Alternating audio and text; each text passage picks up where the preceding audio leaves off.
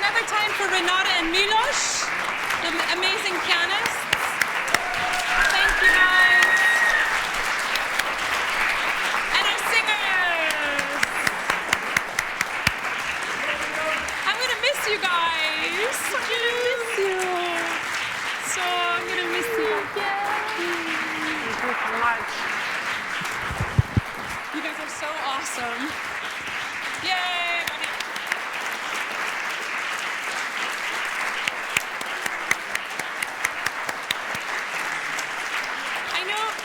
I think we're a little bit over time, but I would be very happy to take a few questions from particularly the singers that are out there, but open to anything.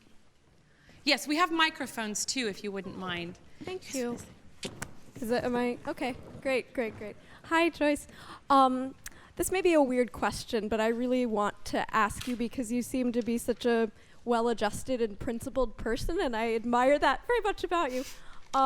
But I've been told, and I'm really early in my career, but I've been told that to go to a certain level as a singer, one must be prepared to endure a certain amount of abuse. And not just like, it's a difficult industry, but real insane people, and I've met them.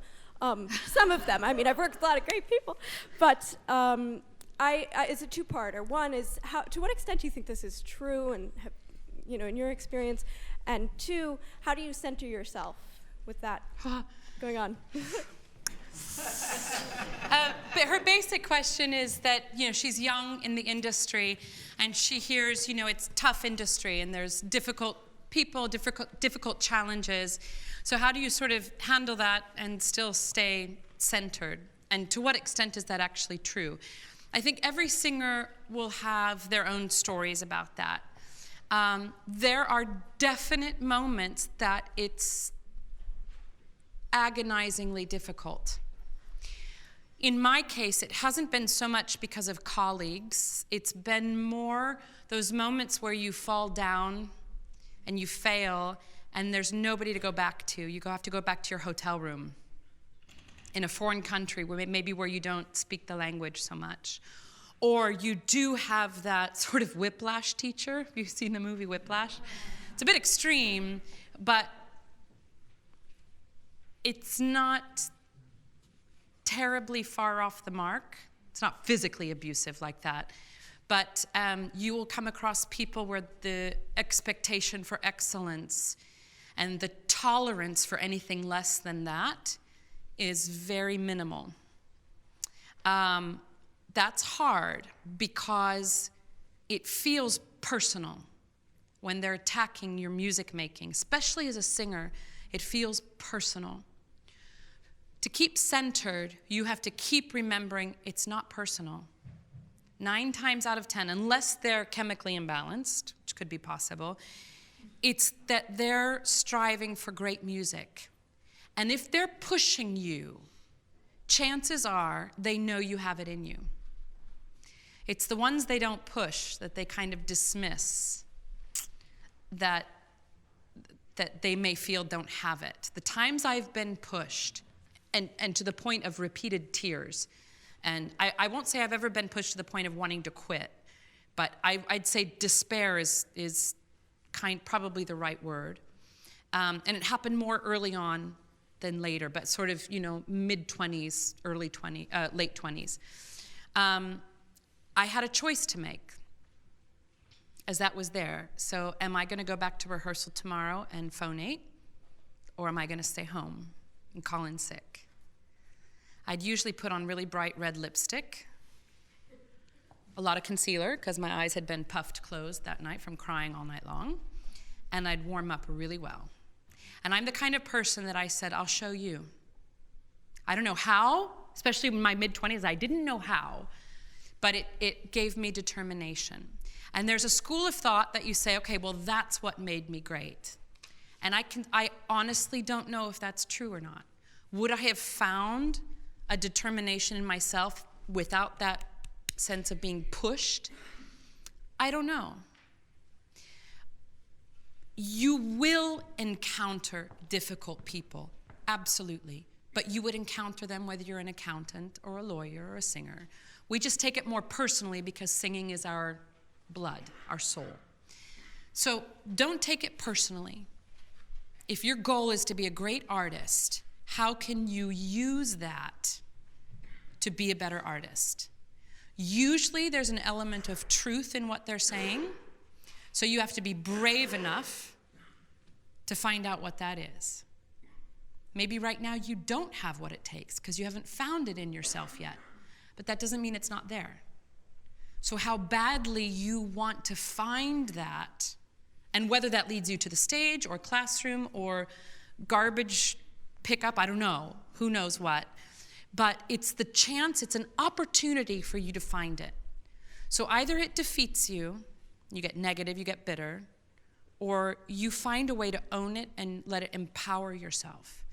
And it's as scary as hell. It's so frightening. And in that moment, you're quite certain nobody else has experienced that level of pain. Anybody with a modicum of a career has experienced that, okay? And you experience it in different ways at every level. I'm sitting up here on top of the world in opera, and I still have challenges. They're different than when I was 23, but they're there. I choose to look at it as an opportunity. And I have a problem giving my power away to people. I don't know if that's a good thing or a bad thing, but I don't want to give the power of my happiness, of my centeredness, of my well-being. I don't care as a singer. That's secondary. But me, I'm not going to give that power to anyone. And life is going to throw stuff at you all the time. And you have the amazing capacity and the amazing freedom to choose what you're going to do with that. It's not always easy. And that's why I think you singers in here are the luckiest people in the world, because you're throwing yourself into a world where every day people are throwing that stuff at you. And it's personal. You're not good enough. The top isn't there. That thing wasn't legato enough. You're not phonating enough. Da-da-da-da-da. Not enough, not enough, not enough. Okay? Either you take that and go, oh my God, I'm not enough. I quit. Or there must be a reason they don't see it yet. What am I not finding? I'm going to find this. And you will not defeat me. No. Make sense? So it's an opportunity and it's a gift if you switch your thinking about it. Okay? You're so brave. I love it. You're so brave.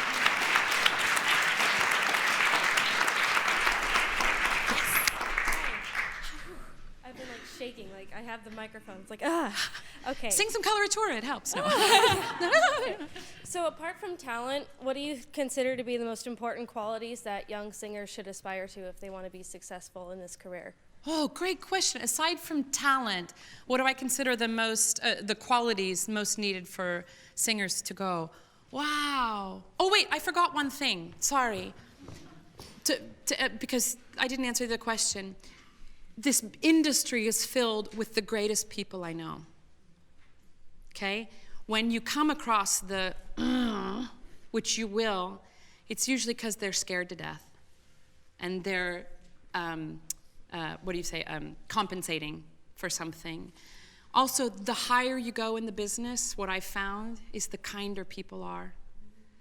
Those are the people, first of all, the audience wants to see, people that are generous on the stage, and it's also the colleagues that people want to work with. They want to work with people that are curious and interesting, which leads me to the other qualities for a singer. Be curious. Oh God, please be curious. That's what's going to let you seek out things and ask questions in arias, ask questions of your directors, of your teachers. Help me understand that. Why is that? What was life like in the 17th century? Why did Handel, this is the question I want an answer to. How did Handel understand women so well? What the heck? There were no books about how to understand your partner. But he did. I love that. Curiosity is great. That leads also and fosters your imagination. So much of what we've done up here, I've been totally improvising. It's just my imagination going, what if you thought that? Imagination is great. Learn about people Because what you're singing about, you'll always in a way be singing about yourself, but you have to represent and incarnate people that are different than you.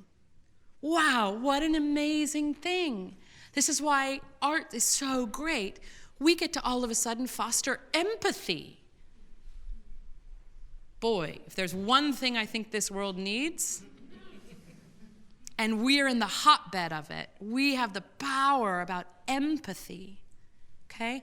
The other thing I would just remind you very gently is that it's not about you. You become a servant. I've said this before, but you're a servant if you go into the arts. And that gives you freedom, because then you don't have to be perfect. You don't have to be right. You just get to be the vessel. That's so much easier than having to be perfect. Depends on the kind of vessel you'd like to be. If you want to be, wow, Renee Fleming, Domingo, you have a lot of work to do, because that's a lot of work. But you still get to be the vessel for the message, for the empathy, for the art, for the breath, all that stuff. So for me, I'd say keep coming back to why you do this, and the realization, the thing that it's not about you.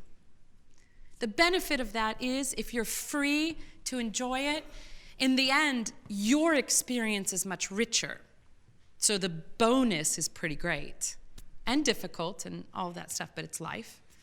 And if you embrace it in that way, you're going to be a much richer person and a much richer artist, for sure, which is cool. And you, yeah. It's like that's yeah. So we hear a lot of language as young singers about work hard, right?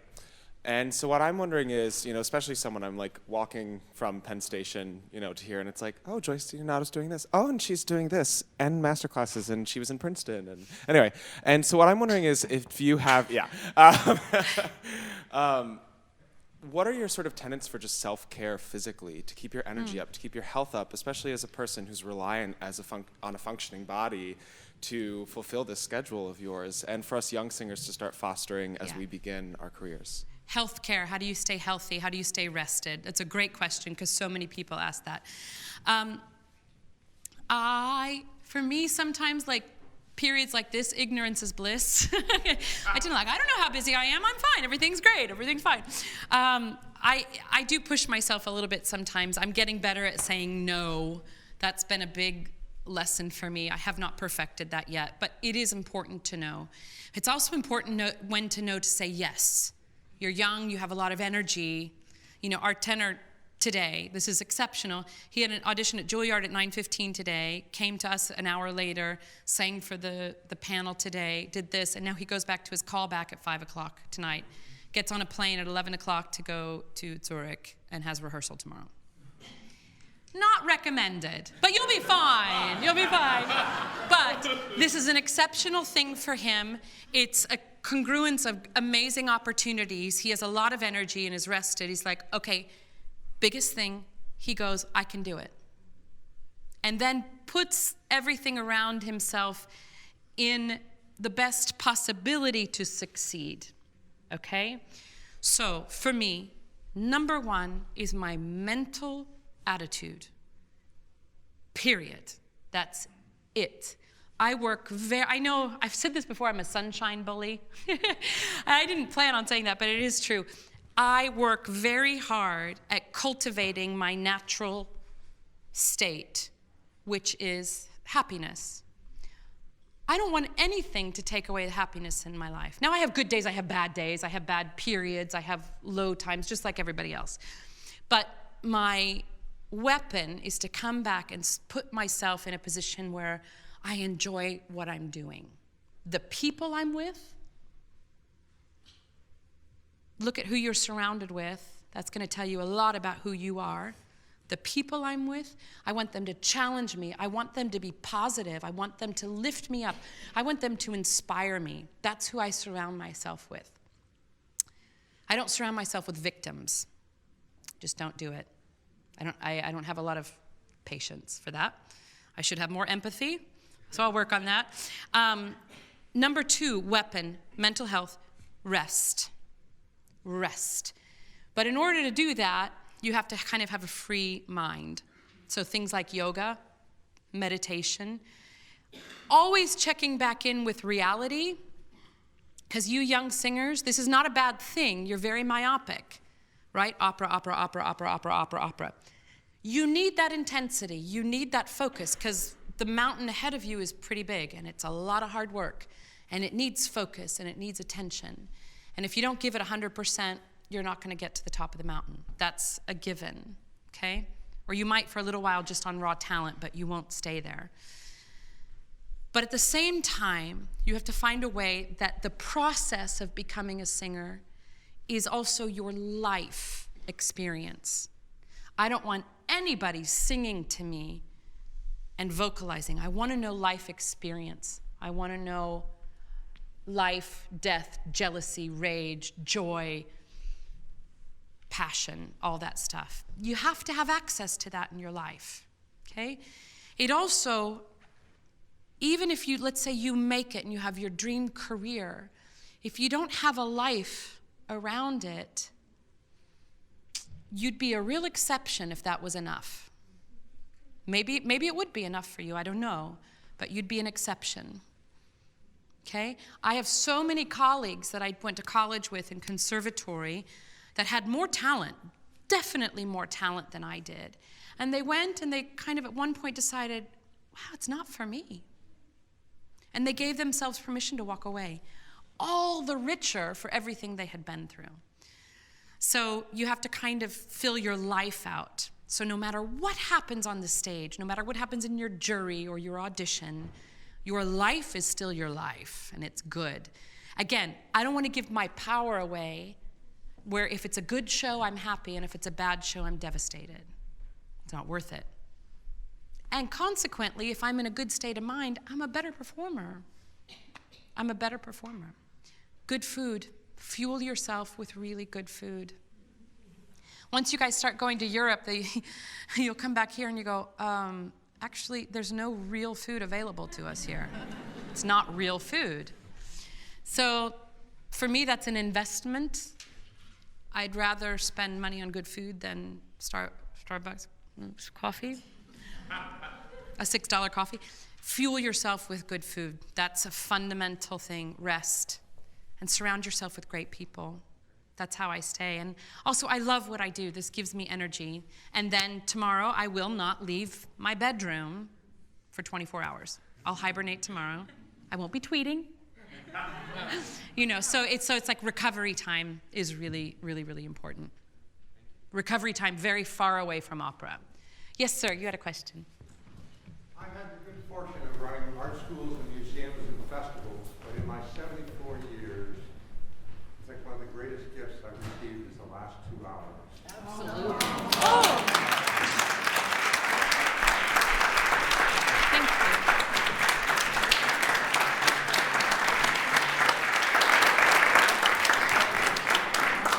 Yes, the clarity, it's the intimacy that's shared, the vulnerability of the singers, the willingness to be open. It's an astonishing gift that you shared with all this. Thank you. Thank you. Well, I appreciate that very much. He said that it's been 2 wonderful hours, and for me, the whole 3 days have been wonderful. But this is a community thing. They can have the vulnerability because you're open and you're listening.